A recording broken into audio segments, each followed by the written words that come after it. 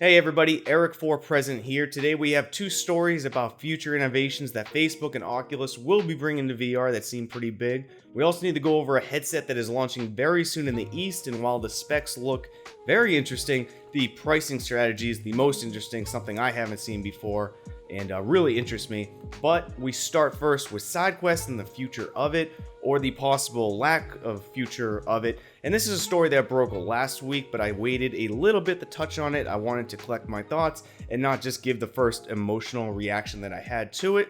But you may have seen on the Oculus blog post last week on July 23rd, where it stated, "We're excited to announce that in early 2021, we'll offer a new way for developers to distribute Quest apps. This will enable developers to share their apps to anyone with a Quest without having to be accepted into the Oculus Store and without the need for sideloading." Of course, on this announcement, many people, all the inner circles that I speak with the VR community, all really came to the consensus that SideQuest may go the way of the dodo. I think there are a few key indicators that indicate otherwise, and even SideQuest had something to say about it. We at SideQuest are absolutely delighted with the announcement from Oculus with regard to more distribution options on Oculus Quest.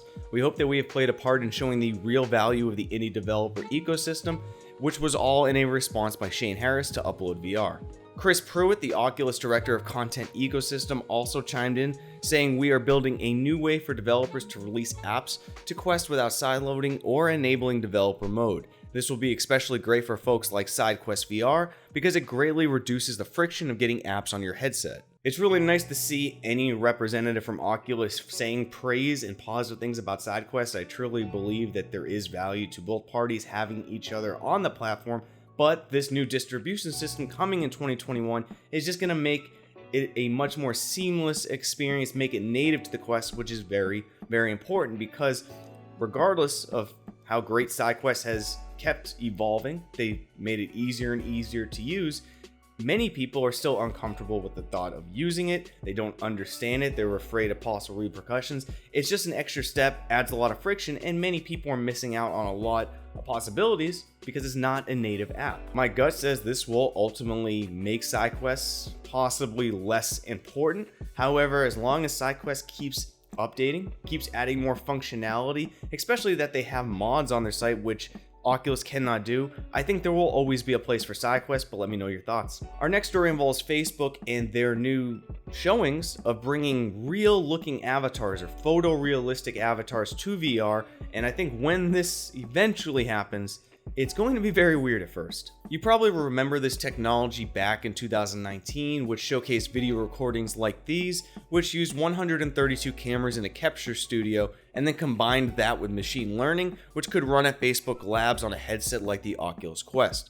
They do look extremely lifelike, and I could only imagine interacting with a photorealistic avatar in a social VR setting, but you may have noticed the eyes, which tend to have odd transitions and odd distortions. And if you are familiar with the Fibonacci sequence, it's just a little naturally off-putting. In a paper titled "The Eyes Have It, an Integrated Eye and Face Model for Photorealistic Facial Animation," yes, that's a mouthful, researchers present a style transfer neural network that instead of working at the image stage, it is now done on the texture itself, with eye direction specifically taken from the eye tracking system rather than an algorithm. And that gives us much more realistic avatars, and if the eyes are truly the window to the soul, this could be the oasis. This technology is still many years away. This is, again, kind of a concept similar to the last video. It's a concept, a prototype, but it's not something we're going to be actually using for a while. But when it comes, I think many people are going to understand the importance of social presence with really photorealistic VR avatars.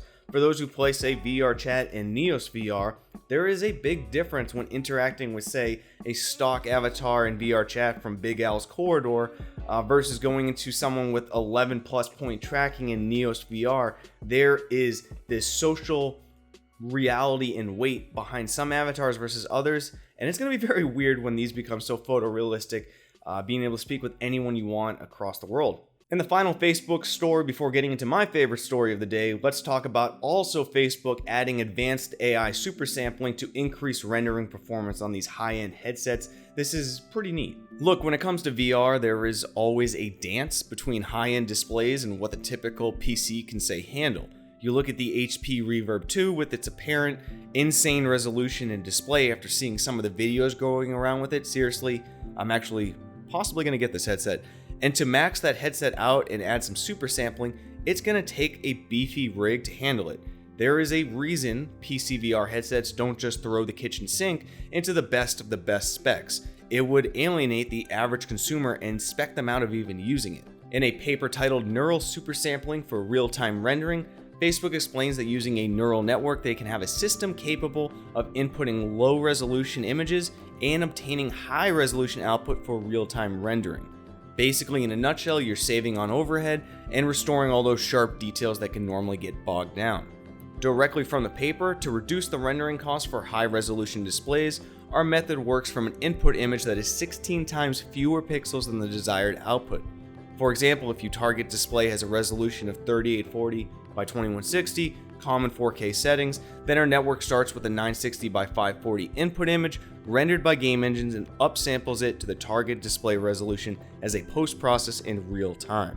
I know these Facebook stories get real technical, I'm sorry about this, guys. Very similar to the last story, this is again tech that is going to be very far out, but you're not going to be seeing this for years, but it is great to see all these little things and little tweaks so these high-end headsets of the future will not require the god computer, the beefy rig.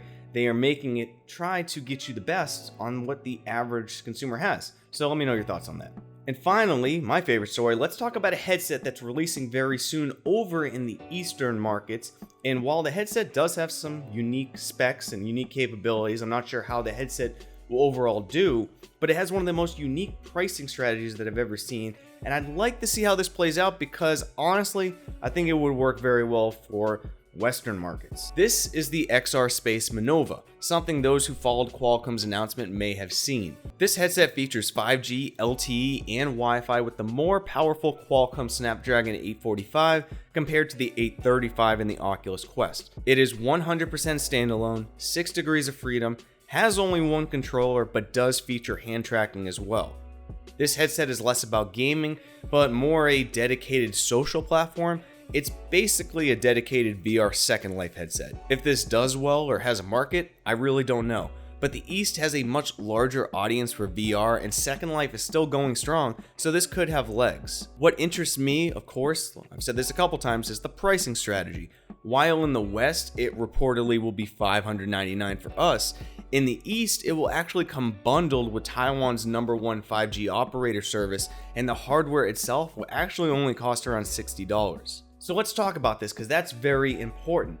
VR games, specifically social and multiplayer VR games, live and die by the user base, and it can be very hard to get a robust and active user base. There are obviously tons of barriers to get into VR. We talk about them all the time.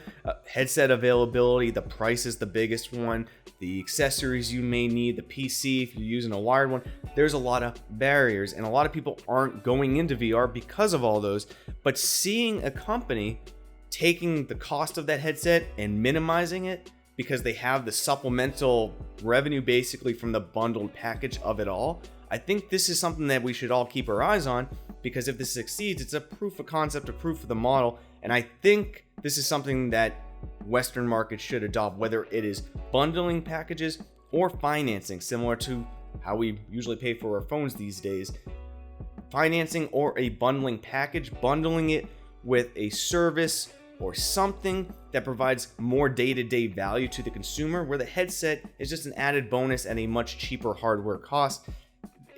I'm going to watch how this plays out. I will follow up with this in the future, but I'm very excited to watch this because I really like how they're bundling this 5G connection, which is very popular over in Taiwan already as a commodity that they really want and use. Be able to get into VR, it builds a user base, it builds VR users. It's just a cool thing. I'm rambling here though. That's going to be it for today's video. Please leave a like if you did enjoy the video. Make sure to hit that bell icon and subscribe. That way you never miss an upload. And as always, see you in the next one, Space Cowboys.